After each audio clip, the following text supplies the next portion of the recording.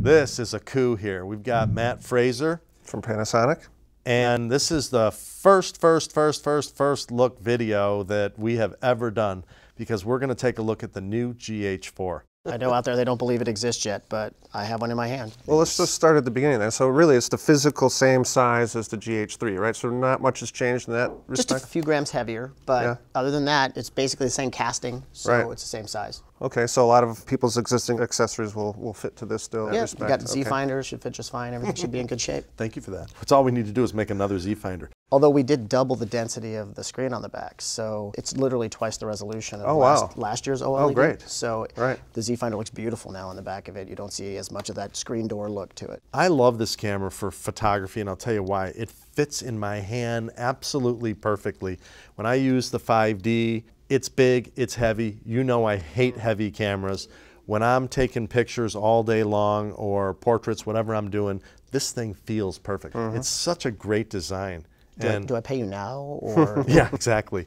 No, and I just bought that new Sony camera, which is probably going to go back. The only reason I liked that Sony camera is because I didn't have this. This would be my zoom right here, a 35 to 100, which, oh no, actually no, because this is comparative to what? If you're talking about a full frame size sensor camera. No, I want to talk 35. You're talking about a 1.44 crop if we're talking about Cinema 35. For full frame shooters who are used to traditional SLRs, it's a 2x crop factor. So unlike a 5D, this would be a 70 to 200. Yeah, exactly. This is my lens right here, and I love it. It's light too. Yeah, that would be a 24 to 70 equivalent. And the nice thing here is they're f2.8 constant aperture, so they cover f2.8 across the entire focal range. I don't mean to be rude, but the other one felt very plasticky. This feels like a real lens. What is the difference between this lens and the lenses that I had previous, which were the light gray ones? We realized that we had to offer some glass for professionals, both cinematographers and photographers. So what we did is we came up with a series of lenses that have a little red X on the front. That's the equivalent of, one other company's L sort of glass. So it's got a metal body, has metal ring for your manual focus ring as well.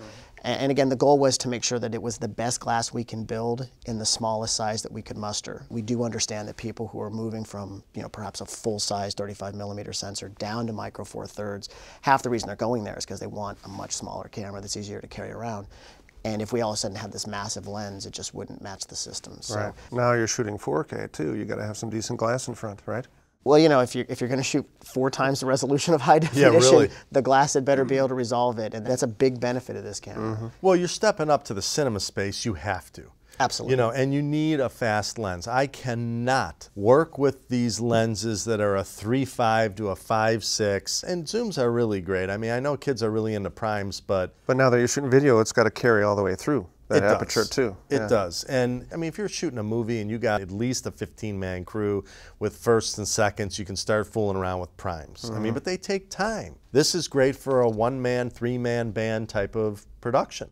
We're in a multicam shoot right now, and in this sort of a scenario, this kind of lens is terrific as well, where you may have to creep in on a subject. Could you imagine trying to change primes in the middle of a shot just to be able to do that? No, and we have that problem all the time, actually. We've done studio production our whole lives, and you want motorized zooming, which leads me, and I never do this, but I am going to hawk a new item of ours. Okay. One of the things that's a hot item right now is to be able to have a servo zoom lens. Now, obviously, you can't have a servo zoom lens on this camera I'm talking like E and G style. Right. And I'm going to keep this super short, but we are going to have a product at NAB that will be a hand grip. We call it the control grip, that will do several things. One, it will control the menus of this camera like the C300 grip. You can get into the menu, start, stop, punch in for the focus, and it'll have a cable that goes to a little motor that goes right on your zoom ring here, and you will have total zoom control of your lens. It will make this more of a pro camera. Yeah, now you've stepped that lens up to like a Cabrio type style lens, I mean, the handle won't be right on the lens, but it'll do all and more features than that. Yeah, it'll be where you need it. All right, hawking done. Right. Let's get back to the features of this camera. I think one of the big questions people are going to want to know about that is what are the capabilities that it has by itself versus needing the dock on the bottom? Okay, so our YAGH adapter.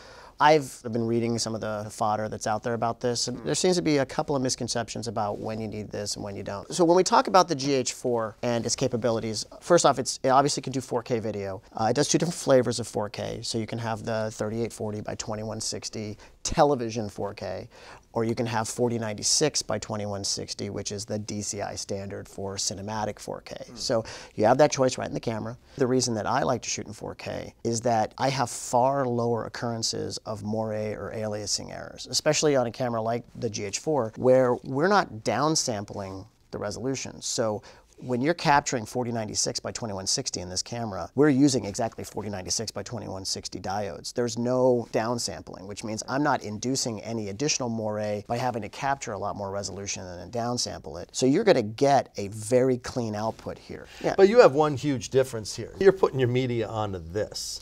When it's recorded to this card, it's going to end up in a 420 8-bit codec, and it's going to be at 100 megabit for 4K. I get a lot of people who say, I don't want to work with 4K just because it's a nightmare for me to work with in an editing suite. First off, I edit this stuff in Final Cut 10 on a Mac Mini that was bought in 2011. It's a 2.3 gigahertz dual-core processor with 8 gig of RAM, because that's all the RAM I can put in the camera. And you're editing in 4K? I'm editing in 4K, actually 3 camera angles in 4K. Things have changed. You know, well, I've been in these edits where you kind of have to do almost like an offline edit, like, you know, at a lower resolution like we used to do, well, and then reassemble. I proxy in Final Cut. Yeah, new words, proxy. Yeah. Yeah. So I'm rendering a proxied file. You're showing your age. But I've also seen this in Adobe Premiere. It worked beautifully in Premiere non-proxied because they have real-time encoding, so you're able to just dumb down the video playback to get rid of your drop frames. And it works very, very well. I still get some drop frames, especially when I'm talking about multiple camera angles. Then you just render it and it's in full 4K. Yeah, and you're beautiful. Or I'm rendering down. I'm dropping it down to 1080 by 1920 or 720 for the web. The point is I have it there and I know it's pristine. And I do want to point out one thing with media on this camera. Because we're at 100 megabit or 200 megabit in 1080, it's important to note that you can't just go out and just buy any memory card and expect it to record continuously. You know, we're kind of known for being able to record until you fill the memory card. The one caveat is that the new card that you're going to want to use is going to have this little U3 symbol on the bottom of it, which is the new speed rating. It guarantees a minimum of 30 megabits per second of data throughput. You don't have to buy Panasonic, although, ding, we'd like you to buy ours. I bought this Kingston card online. It's relatively affordable, and it's a U3 card as well. How much is one of these, just so I know? I bought this 32 gig card. I think I paid like $60 for it. Oh, so well, that's see, now when you compare that to a delicate SSD card, that's a whole different world. Right, and theoretically, the limit of this is 2 terabytes for these. We're not guaranteeing our camera works there yet because we don't have any cards available yet. I mean, 32, what's the biggest size card you can get? I've seen 256s, so. 256 gigabytes? Yeah. I don't know if I've seen a U3 yet, but. Approximately how much video can you get on a 32 gig card? It's typically about under a minute per gig. A couple of things we did to address some shortcomings in the GH3. Unfortunately, you couldn't output 24 frames per second over the HDMI port. So if you were going to use an external recorder, you were stuck with 30 frames a second and then having to do 3 2-frame removal in post to get it to 24. We've now included the ability to set the output to either 59.94 or 50 frames. So if you have a PAL job you have to do, we now have PAL in the camera. Right out of the HDMI. Right out of the HDMI, great. Right. So you'll actually be able to send this a true 24p out directly to your recorder, or a true PAL out, or a true NTSC out. You should be fine. We've added some other things for broadcast professionals as well. Pedestal functions, so if you have to use other cameras in conjunction with a GH, you should be able to get those black levels closer together. The camera also includes the ability to set your grayscale, so instead of it being 0 to 255, which is what photographers use, you can go ahead and set it to 16 to 255, or you can set it to from 16 to 235. Even some of the little tiny details, like, if you've gone to film school, you didn't really learn shutter speed so much as you learned shutter angle. And in the camera now, we have the ability to set it to shutter angle instead of shutter speed. So you can go ahead and select a 45-degree shutter angle or a 180-degree. Reminds me of the Varicam. Well, and then on top of that, the synchro. Exactly. Right. Well, we also have synchro where if we point it at a monitor, and it's got this, it's out of sync where you get the rolling or fluorescence lines, or whatever it may be. Yeah, it can autocorrect for that as well. Nice. But we've even done things like put in the opportunity to do dB instead of ISO. So you can select how you're used to shooting. So if you're not used to using ISO as a terminology, you can go ahead and set it to dB out. In terms of the performance of the camera, it does a 200 megabit encode for 1080p. So you can have a very high quality all intra 1080 video encode. It also does a 100 megabit 4K encode. And if you don't want to record to the SD card, which when you record to the SD card, it's going to be limited to a 420 8-bit encode. If you want access to a true 422 at 10-bit, even at 4K, you can output that over the HDMI port. Now, there's been some beliefs that you have to use the YAGH adapter to get that. That's not the case. You can get full 10-bit 422 4K right out of the HDMI port in this camera. Obviously, there's no recorders I can think of that can do anything with it yet, which is where the YAGH comes in very handy. Here we go. Right. So, but somebody's going to come out with that probably soon. I mean, if it can have that capability, why? yeah, I would suspect at NAB you'll probably see somebody with something. That's not me previewing anything, by the way. But for somebody who's doing a lower budget production, I don't want people thinking, oh my gosh, I got to spend $1,700 for this and $2,000 for this in order to get 4K 422 10-bit out. They don't have to do that. This has no batteries built into it. You're going to have a traditional 4-pin XLR termination, so any of your existing battery solutions that you use for professional applications should work fine here, or an external power supply is fine here.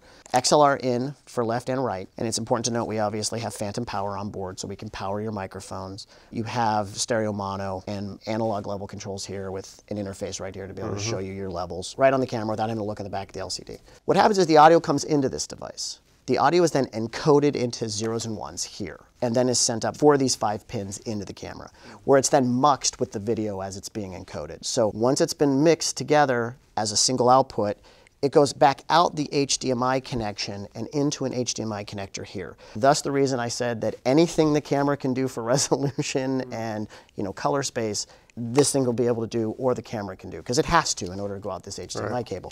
The HDMI cable is then locked into the camera with this screw. It's then brought into this, and then it's transcoded so that it can be transferred over SDI.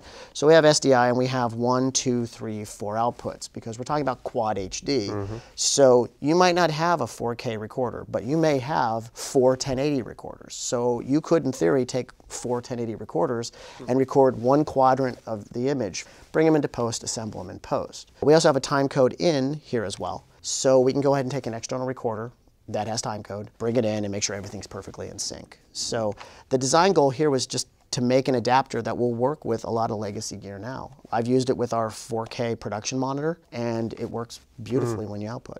And it can be used as a DA. I mean, if your production is 1080, it'll output 4 1080p images. So if you want a monitor on camera and you want to record to a couple of recorders for backup, and don't break it now. You can do all of that stuff in this product. So now it has an HDMI out also? Absolutely. Again, if you're doing 4K out, you're going to occupy all 4 of those outputs, which means for a monitor you may want to be able to have an HDMI out for your local monitor. Okay, very cool. So that's this device.